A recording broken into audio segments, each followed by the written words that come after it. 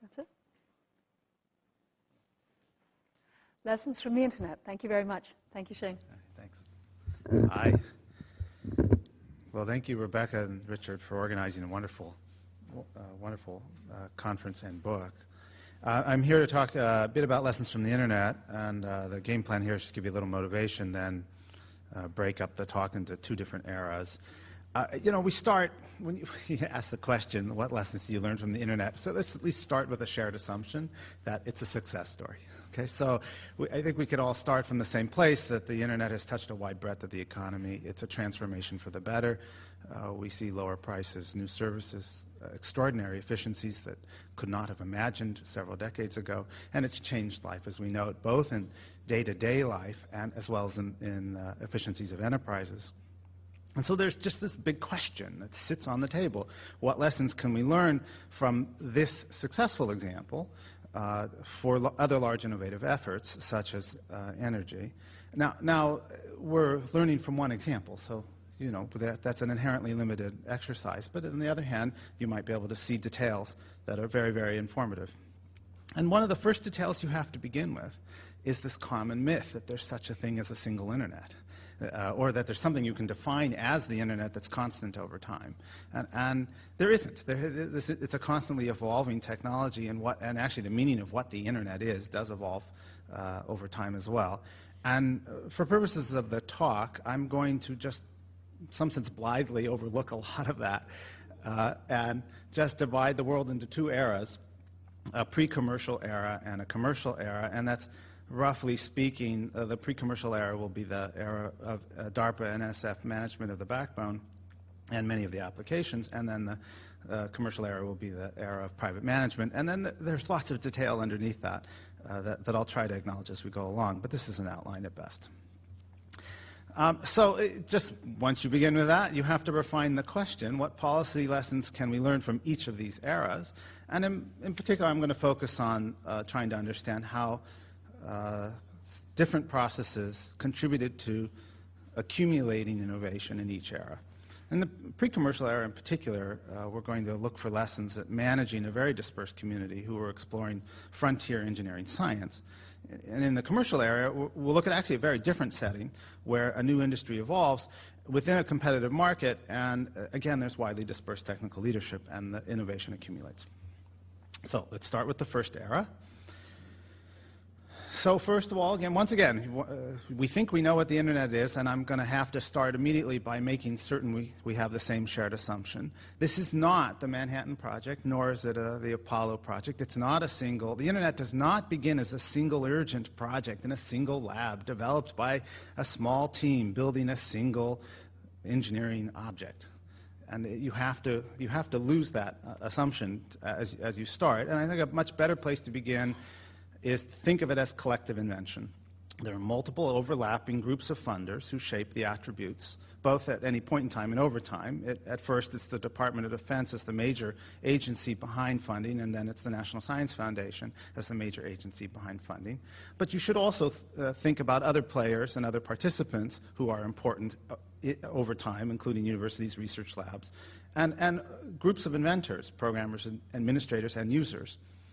And so once you begin to recognize that, the question is, how does this widely dispersed community come together over one project? Well, there's a shared shared objective, and it begins under DARPA funding, and that is under DoD funding. There was a desire for a radical technical departure that no existing military service could produce. There was also a demand for a workable model of a hardware and software combination that supported data communication capabilities that would eventually, though not immediately necessarily, be portable to military application. When this begins, there's also a general concept in the air of what was desired, but no certainty about the optimal or engineering, from an engineering viewpoint, best path to implement. So there was a desire for communication along multiple pathways. There was a desire to do this over long geographic distances.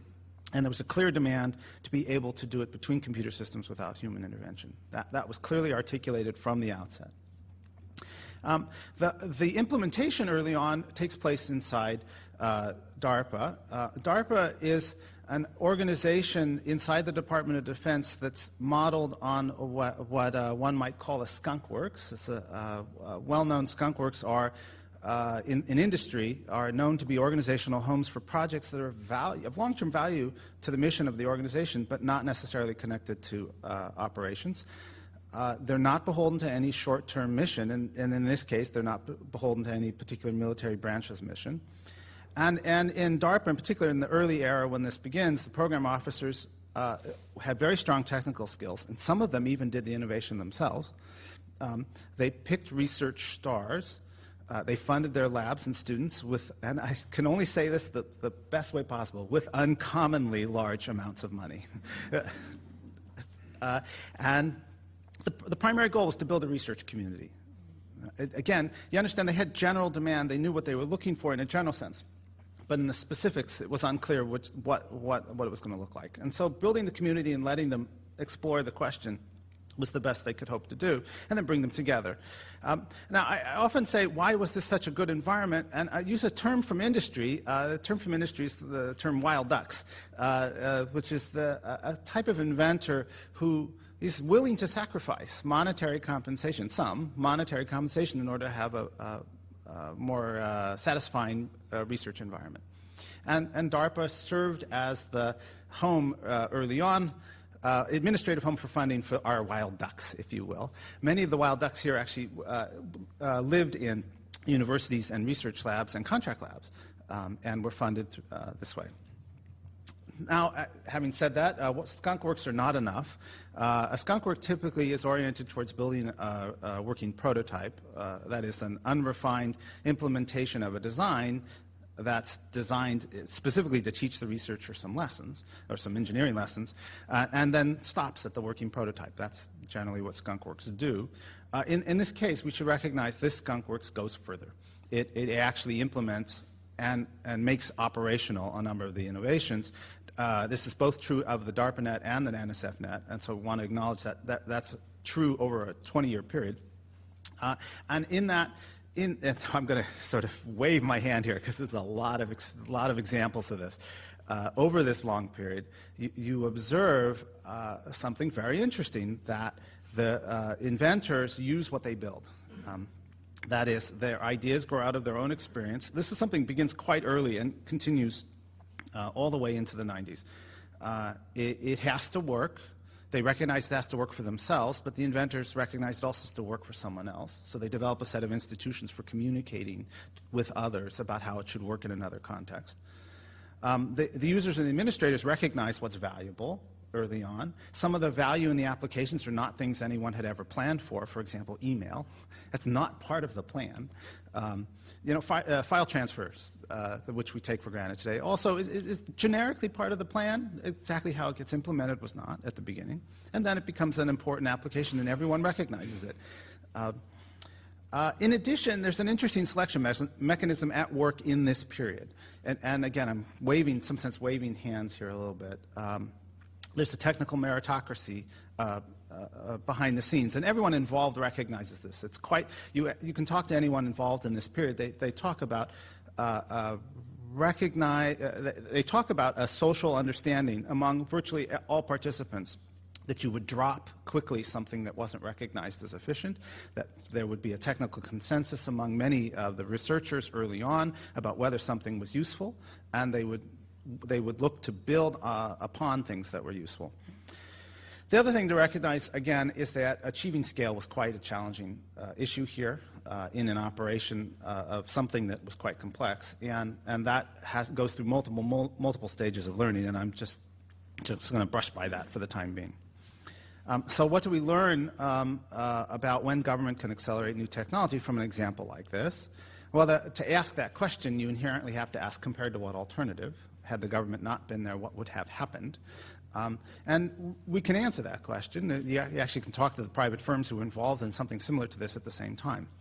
In the 1960s and 70s, when this project first begins, it's quite clear the government investment in this case did accelerate the fundamental science and engineering in the internet.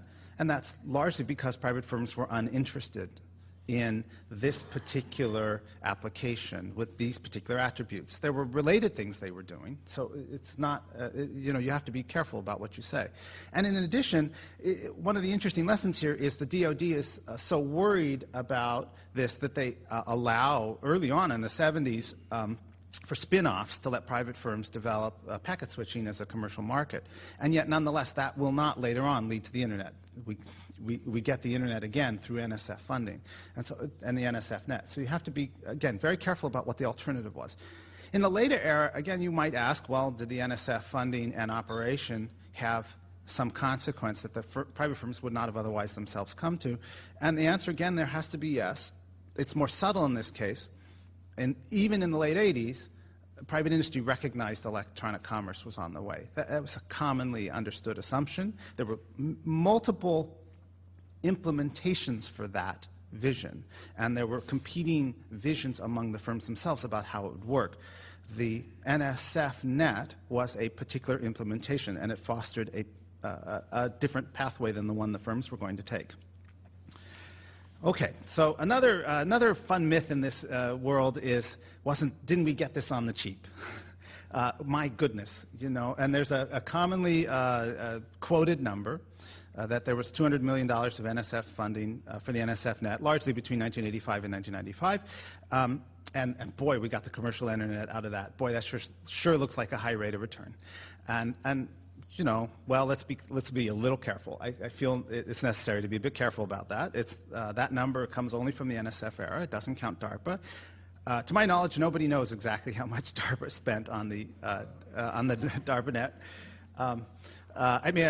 We can get the entire budget, so I can tell you the max. But the actual DARPA, the DARPA net, and the projects that led to the internet within DARPA were a small fraction of the whole total budget. In addition, if we were going to be do an honest economic calculation, we'd want to consider the benefits of everything that was being funded out of DARPA and many of the failures that were also funded out of there in that era.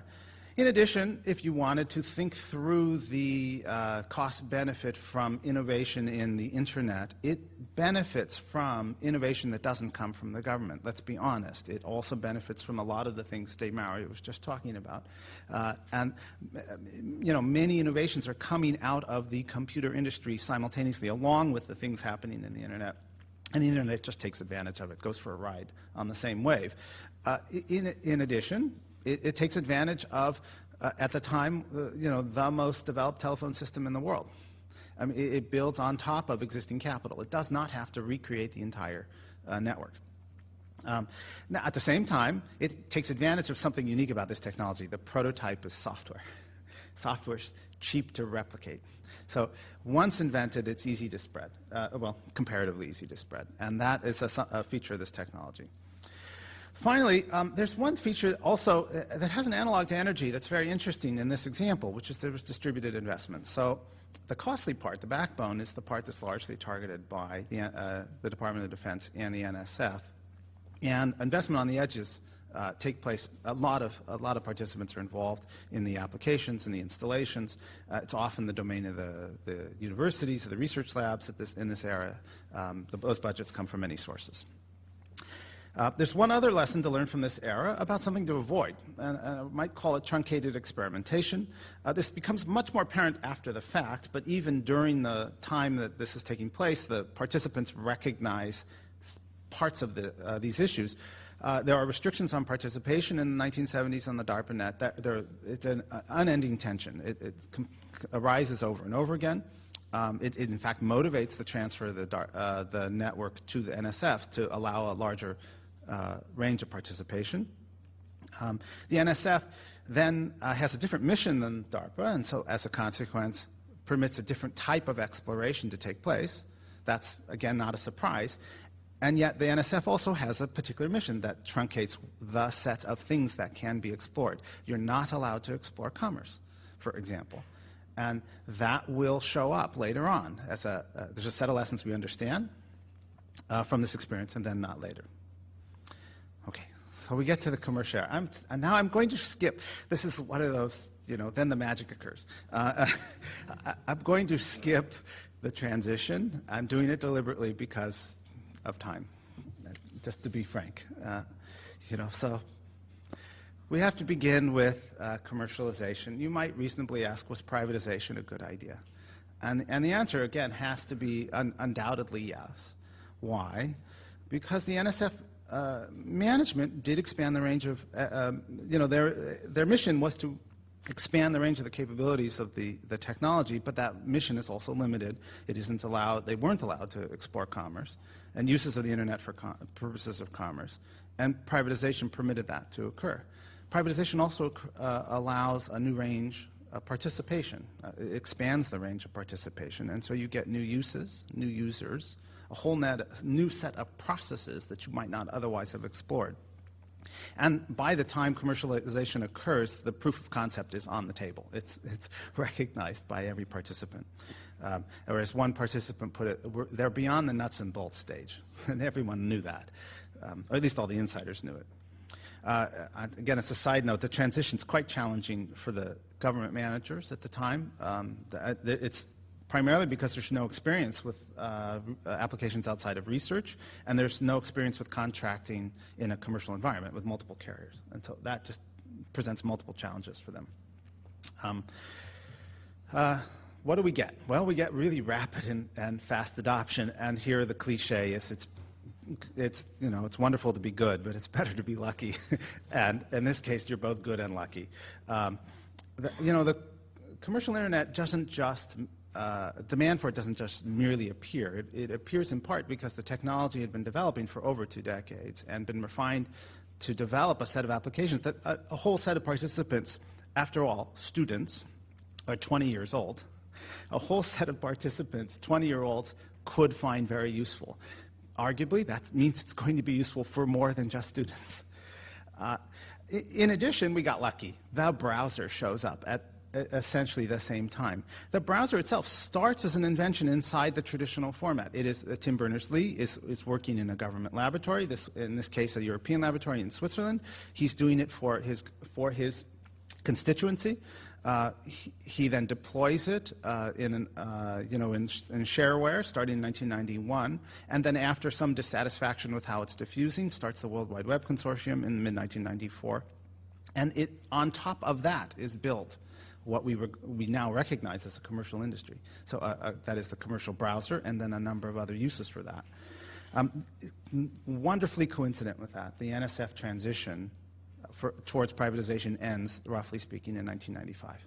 So it's quite coincident with the emergence of the technology that technological platform on which most of the commercial firms are going to build is the ending of the whole privatization effort. So it's good and lucky. Then we get a wave of entry, and what do you see from that? Well, there are a couple things happening there. First, you're making up for truncated exploration. Second, the firms are exploring many of the new opportunities affiliated with the web.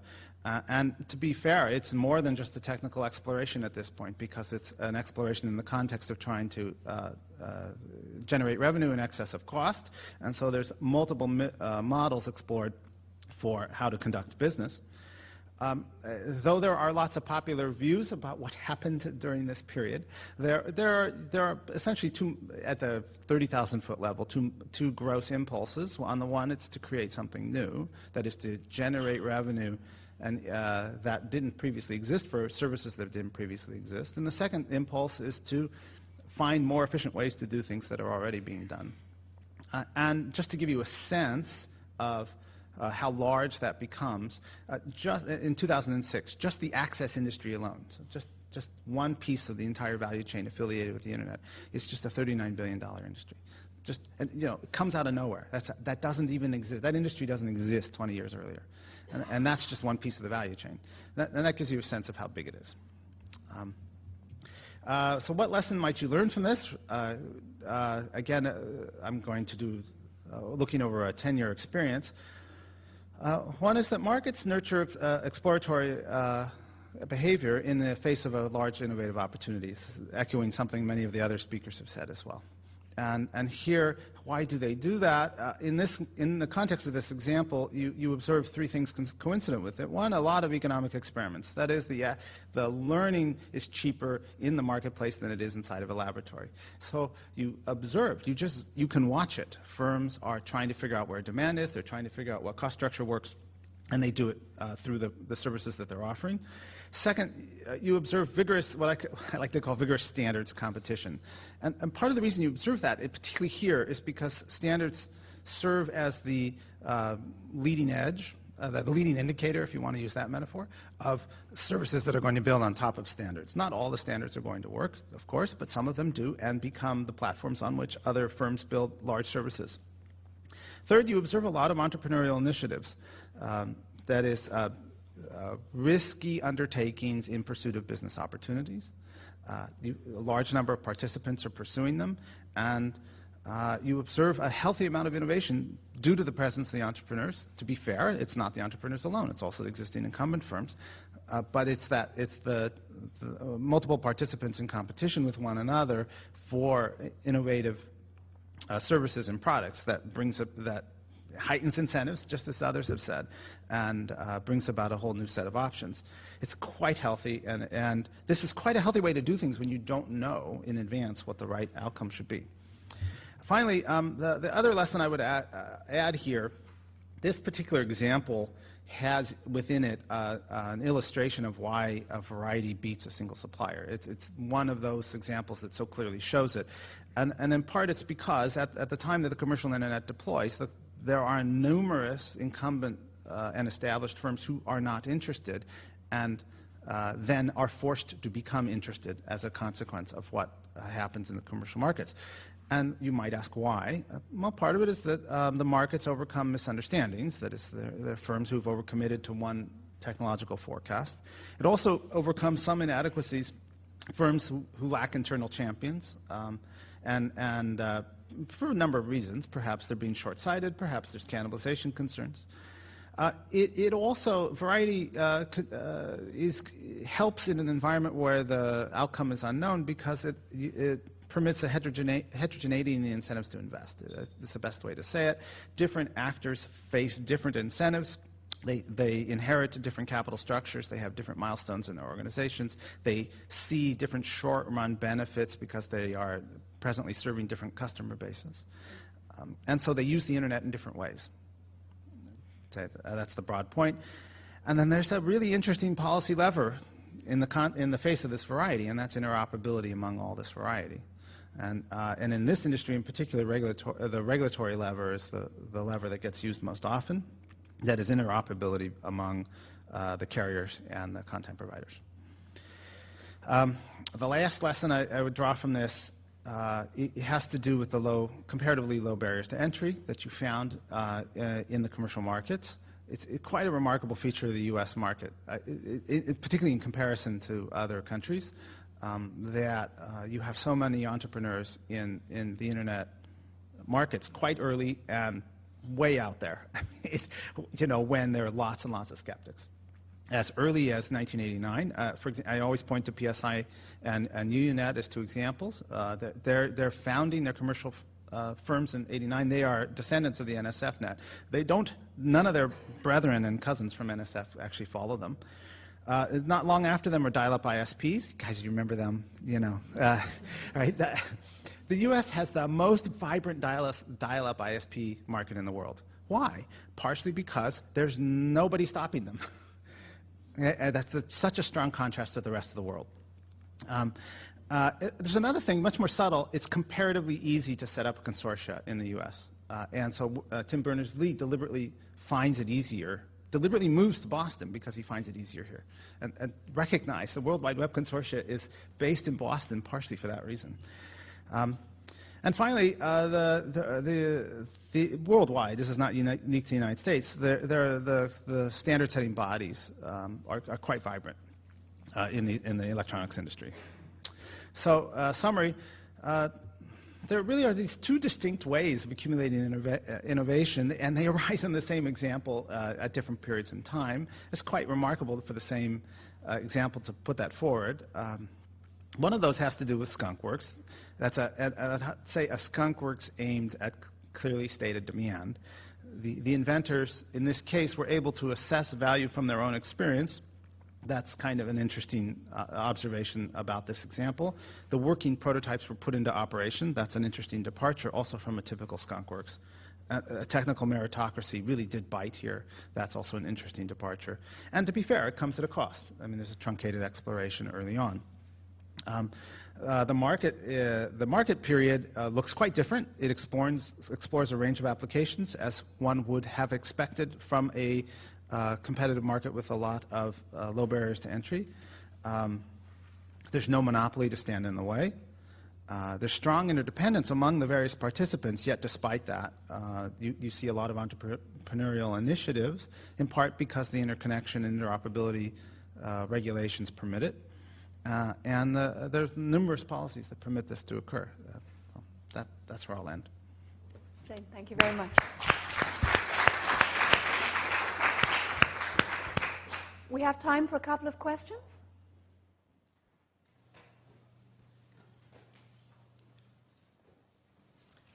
I actually have a question about an area where internet innovation has actually been relatively slow. Could you introduce yourself again? I'm sorry. Sorry, Jeff Alexander with SRI. Yeah.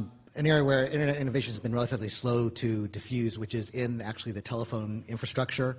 And one thing I've noticed is, there was all these predictions back in the 90s about we would have no more class 5 switches and circuit switches would be dead.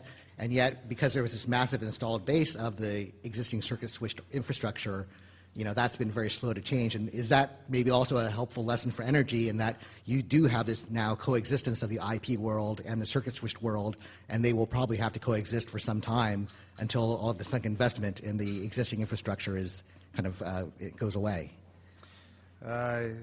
Yeah, I mean, yes, there are lessons. I would have to say, they exist at the 10,000 to 15,000 foot level, not at the details. I mean, the details are quite different. But at the broad level, yes. Where do you start? The existing infrastructure is very valuable, so it's a complement early on. So you want to recognize that.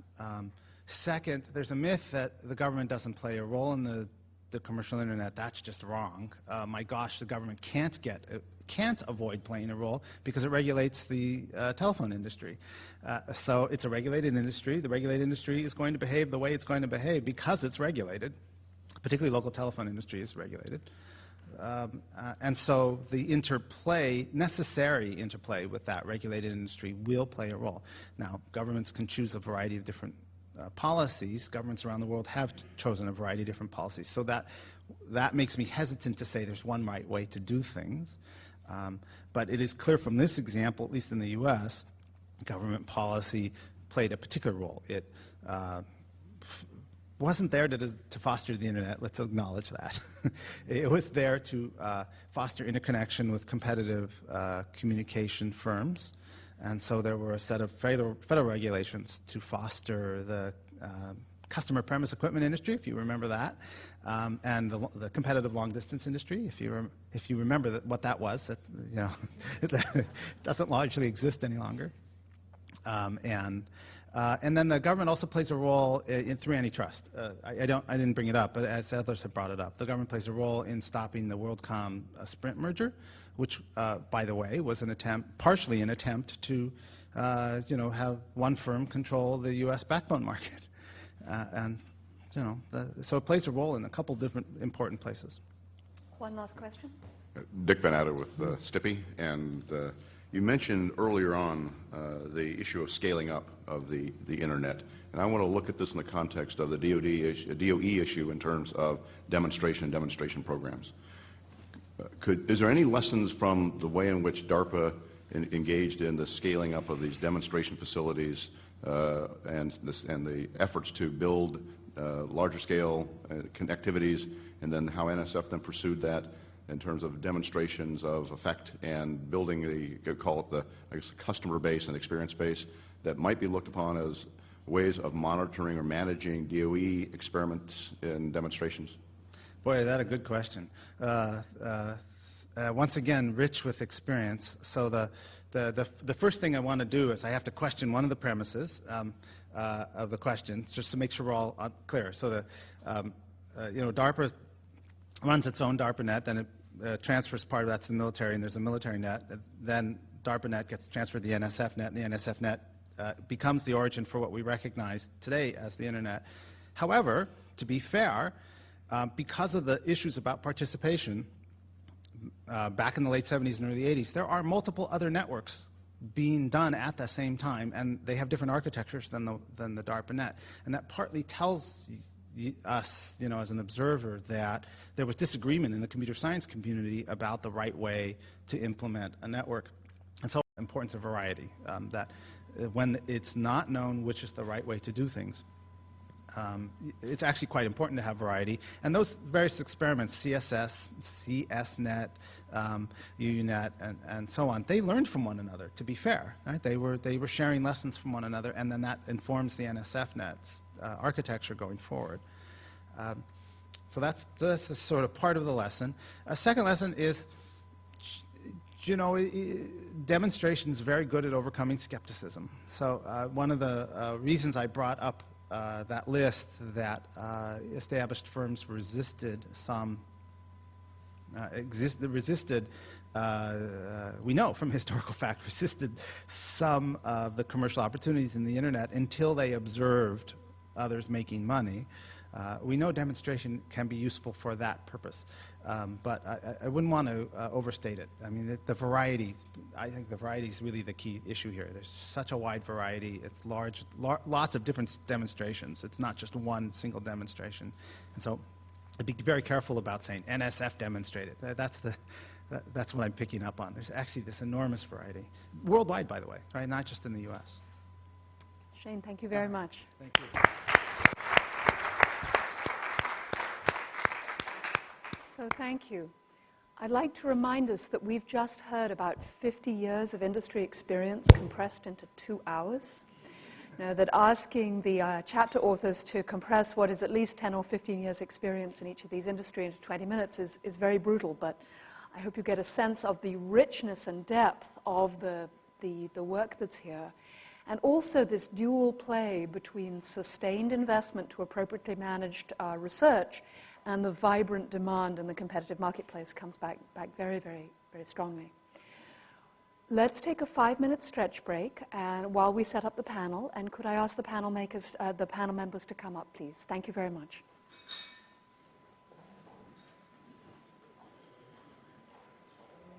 Okay, so that means you.